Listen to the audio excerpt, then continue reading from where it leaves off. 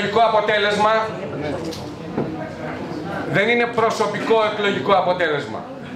Είναι αποτέλεσμα που δημιούργησε η βούληση των δικηγόρων.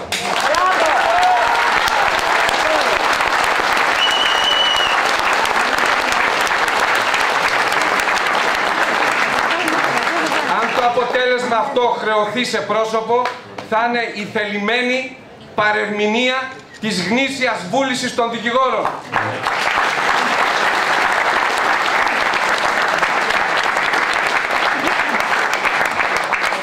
Δεν είναι ημέρα αποτίμησης σφαλμάτων και λαθών.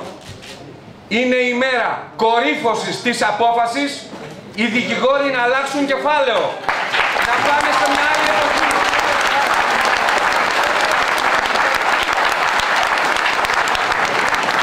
Οι διεκδικήσεις μας θα συντελεστούν με άλλους πολιτικούς και συνδικαλιστικούς όρους.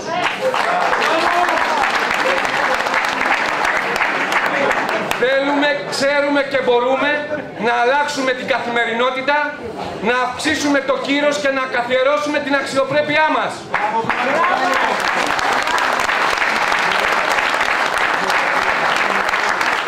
Την απόφαση αυτή θέλουμε να την πάρουμε και να την υλοποιήσουμε όλοι μαζί, χωρίς διαχωρισμούς.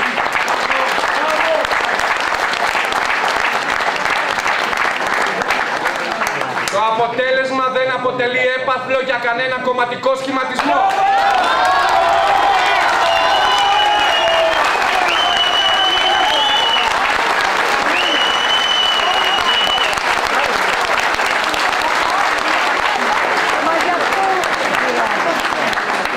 Θα περιφρουρήσουμε με κάθε τρόπο την αυτοτέλειά μας.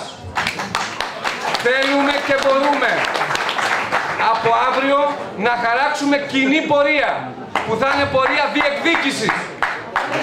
Σας ευχαριστώ πολύ.